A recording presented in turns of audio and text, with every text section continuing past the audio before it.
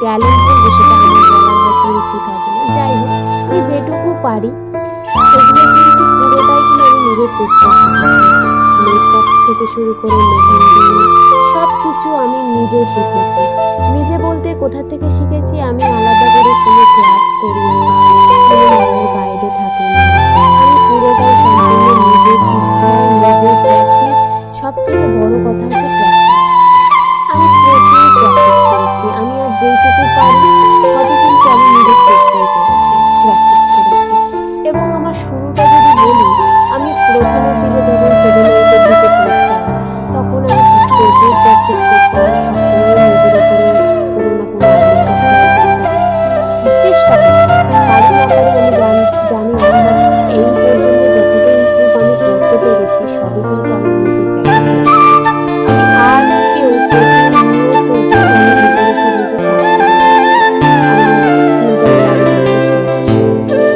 হ্যাঁ, আমার অতটাও এখনো মনে হয়নি যে আমার ক্লাসের প্রয়োজন আছে বা কিছু।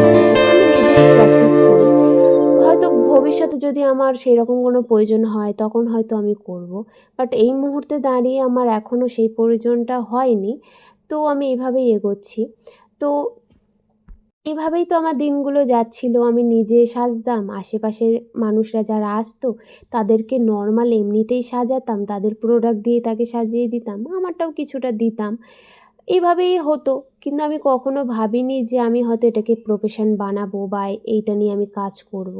এটা সবথেকে বড় যদি আমি ক্রেডিট দেই সেটা হচ্ছে পাপিয়াদি। হ্যাঁ, আমি এই ভিডিওতে তাকে ট্যাগ করে দিচ্ছি। তো তোমরা সবাই দেখতে পারো যে তিনি কে। তো তিনি বলবো না, আমার সত্যিই অনেক কাছের। আমি সারা জীবন কৃতজ্ঞ থাকবো ওনার কাছে। তো ওই দিদির কাছে আমি পড়তাম। তো দিদি আমার কাজ তো দেখেইনি। তো আমাকে মেহেন্দির জন্য ১ম এ বলেছিল এবং আমি জানি না যে কি দেখে, কি ট্রাস্টে আমাকে বলেছিল যে তার মেকআপটা করতে এবং তার প্রি ওয়েডিং শ্যুট ছিল এবং সেই ক্ষেত্রেই কিন্তু আমাকে বলেছিল যে আমাকে করবি? তো আমি তারপরে বলেছিলাম যে আমি এখনো পর্যন্ত সাজাইনি কাউকে। মানে প্রফেশনালি কাউকে সাজাইনি বা আমার কাছে কোনো ছবি-টবি কিচ্ছু নেই। তো উনি আমাকে চোখ বন্ধ করে ট্রাস্ট করলো এবং আমাকে শুরু করলো যে এইভাবে তুই শুরু কর। ১ম বুকিংগুলো সব ওই দিদিই দিয়েছিল আমাকে। তারপরেই একের পর এক মোটামুটি আসতে থাকলো। তো এখন এই জায়গাটায় যে এসেছি, ১ম এ শুরুটা তো করতেই হতো। তো ওই দিদির হাত দিয়েই শুরু করা এবং ১ম বুকিংগুলো উনিই আমাকে পাইয়ে দিয়েছিল।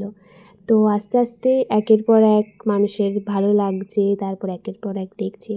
আরেকটা আমার আক্ষেপ যদি বলি সেটা হলো, মানুষ আমার ভিডিও তো দেখে, বাট তারা কেন জানি না লাইক করে না।